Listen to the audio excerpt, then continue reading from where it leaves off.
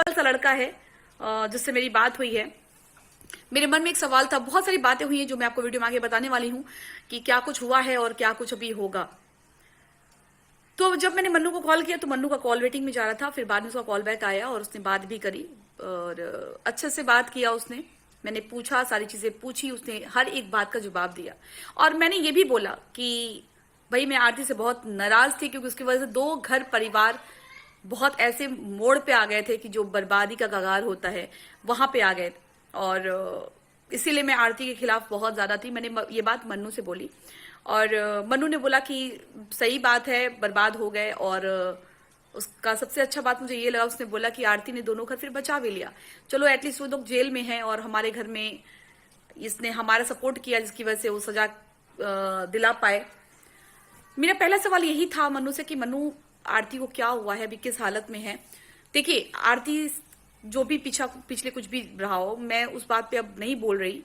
और जो जहां पे है वहां पे मैं भी स्टैंड कर रही हूँ कि मैं उस चीज को सपोर्ट बिल्कुल नहीं करती, क्योंकि माँ बाप बहुत मेहनत से बच्चों को पालते हैं, पोसते हैं, बड़ा करते हैं और उनके साथ अगर इस तरीके का हो तो कोई भी माँ बाप बर्दाश्त नहीं करेंगे। दूसरी बात मैं ये कहना चाहूंगी कि अभी जो सिचुएशन है आरती के साथ, उसमें ऑब्वियस है हम सब आरती के साथ हैं, क्योंकि आरती की स्थिति बहुत दयनीय है, उसकी हालत बहुत खराब है।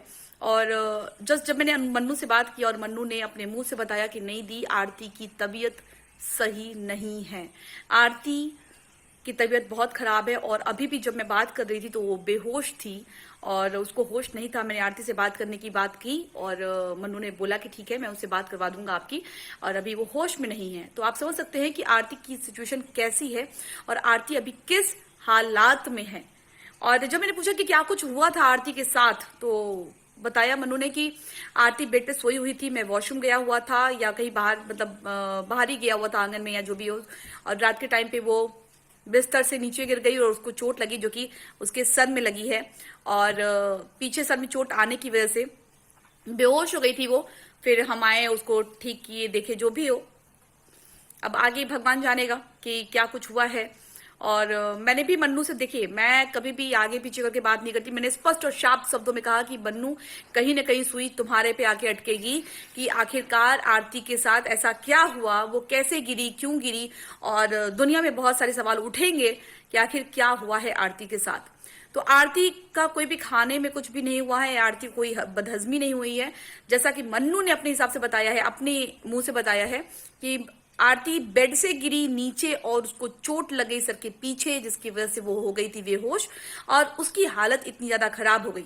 मुझे कुछ और लोगों से भी पता चला था कि आरती सही टाइम से खाना नहीं खाती है, आरती ना टाइम से खाना खाती है, ना आरती सही से सोती है, ना आरती, मतलब अब मैं क्या बोलूं।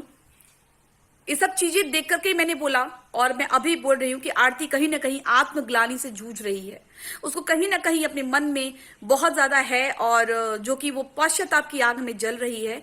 और आरती अपने खुद को सजा दे रही है। और जैसा कि जब मैंने सुना कि वो टाइम से खाना नहीं खा रही है, टाइम से अपना कोई काम, मतलब काम तो करती है बहुत, वो मतलब अपने आप को बिल्कुल तपा दी है, क्योंकि उसको लगता है कहीं ना कहीं सब में मैं भी जिम्मेदार हूं। वो इसको बात को जहन से नहीं निकाल पा रही है। फिलहाल आरती की तबीयत बहुत खराब है। मैंने मन्नू से बोला है कि उसको आप दिल्ली लेकर के आओ, हम सब अरेंजमेंट करेंगे और आरती को बचाना अब तुम्हारा फर्ज है। तो मन्नू की बातें अभी समझ में आई हैं और मन्नू बहुत सही लड़का है, कहते ना कि सीधा है लड़का। अभी मैं ज्यादा कुछ उसके बारे में अभी नहीं बोल सकती और अभी आरती से क्या कुछ बात होती है और मैं आप